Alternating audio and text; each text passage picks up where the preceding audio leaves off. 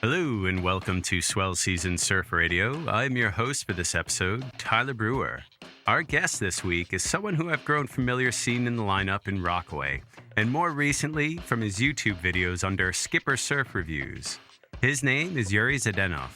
He's become a local fixture and has been posting surfboard reviews, instructional vids, and just other cool general stoke-out surf videos on his Instagram as well. He's originally from Russia, came to New York in 2009. He started surfing in 2013, and I've seen him progress tremendously over that time, and it's been super cool to watch. He is our guest for this episode of Swell Season. But before we dive in, Swell Season is recorded by the NewsStand Studio in Rockefeller Center in the heart of Manhattan. Check him out at Rockefeller Center. And also, by the way, this is our first episode that we're recording in the studio live, or at least for me. So I'm pretty stoked. This place is awesome. We're at Rockefeller Center. There's this window here. We're looking out. People are looking in when they walk by, and they're like, what is this? So really cool. We're pretty psyched to be doing this. And we got an engineer here, Joseph here, and he's taking care of us. So I feel like almost like maybe Howard Stern or a real professional here. So we're psyched. Swell Season is distributed by Wax.Radio, and you can go check us out there at Wax.Radio as well. And so we're pretty psyched and pretty stoked to be doing our first show kind of in the post-COVID era with Yury. Yury, welcome to the show. Hey Tyler, thank you so much for having me here. Oh, I'm so stoked now. I'm stoked more than you are. It's awesome, and it's like, I'm just stoked that you could be in here and like to get you on the show, because I've seen you in the lineup for so long. And I remember like on your wave, back in your wave storm days, particularly, you'd always be this guy just full on taking off on the sets, grab railing, and just taking off on bombs and catching all the good waves. And, and it's been really cool to like watch your progression over the years. And then like in the last couple years, you started posting a lot of your videos and started testing boards. So I think it's like really cool and been really fun. And I think actually in like the last year, your progression has been insane, thanks to COVID, I imagine. Yeah, thank you for telling me about, seeing my progress. Back in the days, I was really into soft tops. I found some magic in there, like getting me a lot of waves. Every time I would get out of the water, I wouldn't remember how many waves I caught. And then after some time, I realized I need to do something else. I need to start working on performance side. And then I started to move to hard tops, basically regular fiberglass boards, and also started to analyze my surfing, take it a little bit more seriously, but not too much. Then the fun goes away if you start doing this. And I start to see a little progression. And also I start to get different boards, mostly Firewire, and they were much easier to surf and easier to do turns and all the things. And that's how I start to see, that works. Let me get another one. So where in Russia are you from originally? I'm from southern west part of Russia. It's south border of Caspian Sea. Wow. Yeah. It's basically between Caspian and Black Seas. Any surf there? No surf, and probably the closest river, which is not surfable, is 200 miles away. It's just flat in general. The ground is flat as well. There's no mountain. There's no mountains. It's just nothing. total flatlands, basically. Yeah. Mm-hmm. But then you moved to Moscow. You went to school there? You studied there? Yes, I studied at Moscow State University, applied biotechnology. But back in the days when I was younger, in my childhood, I got lucky. My grandparents, they lived by the river. Mm-hmm. And every summer I would spend time with them.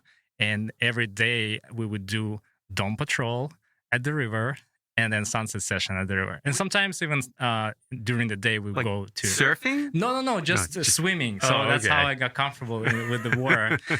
Because my friends, they didn't have grandparents in a different town close to the river. They couldn't swim well.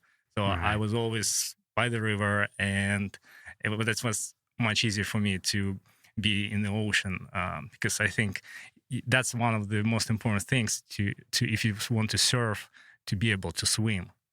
It's the comfort level for sure. Definitely helps, Although I've known some surfers who never learned properly to swim, which is pretty wild. Mm-hmm. But they rely on leashes, but it's not. That's not proper good. Way to... So you were in Moscow, and then how did you end up coming to the States and to New York, particularly? Well, my father studied with at Moscow too, and his friend moved to United States, and he's been living here for 20 years. And then one of the days we called him, and he's like, "Hey, maybe he will come check it out, and maybe he will like it." And I just came here as a tourist and stayed with them for a month. Then I was going to go back, and then they say, "Hey, maybe you should stay." Then I started to consider that, and then eventually I decided to, let me do it. Really? So you did you go home and then get your stuff sorted, or did you just stay? No, just stayed. Wow. Yeah, that's how it took off. That's crazy. Yeah, I saw a lot of opportunities out here in terms of doing some sport, some activities, and everything was for people, and everything was possible here. So. Do you mind, and forgive my ignorance, but what's it like living in Russia, and how would you compare it, I guess, in terms of the opportunities and do you think people are open to surfing over there even, or if it's just kind of curious what the contrast has been?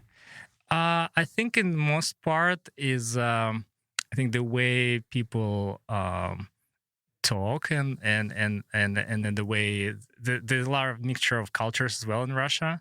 I think in Russia is more open-minded, in their in New York everyone is much friendly. That's what I see. Yeah, easy to make friends, and in Russia it will take a little bit of time to make friends. I think it's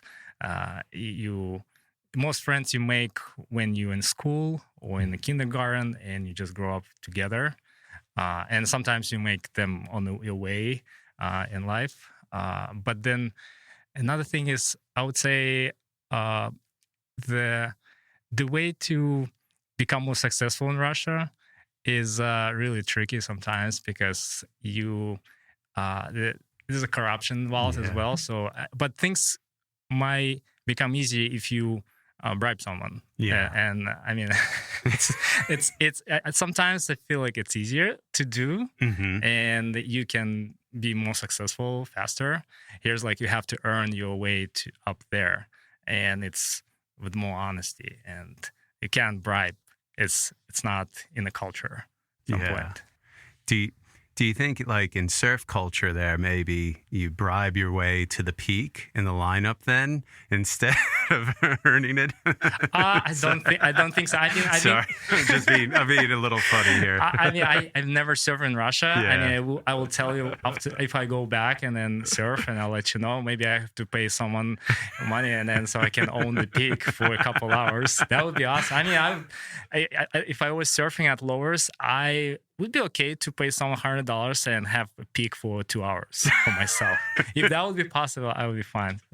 Well, when I was a kid, I went to surf camp in San Clemente, Paskowitz surf camp, and they would take the more advanced surfers to trestles, and one of the head of the program was Moses Paskowitz, and he was a very large, big person, great surfer, well known in the lineup, and he would block for us. And I remember like paddling for wave, and another guy's paddling for wave, and he just like kind of tackled the guy while paddling. So I mean, maybe go to Paskowitz Surf Camp, and you might get a little bit of get a couple waves at least. Yeah, but I mean, I prefer to do it naturally, the way the priority system works, and take your turn and get your share. Yeah, of course. Now, what provoked you to start surfing then? Because you started around 2013. How did you find your way to surfing? Well, when I came here, I started doing a lot of different things that I've never done before. And first of all, I started to rollerblading, then running, then martial arts. I mean, I used to do martial arts in Russia, Taekwondo, and then I found out about one place, and they were doing martial arts very well, really Korean style, and then I got involved, started doing that, and then I was qualifying for the NYC marathon.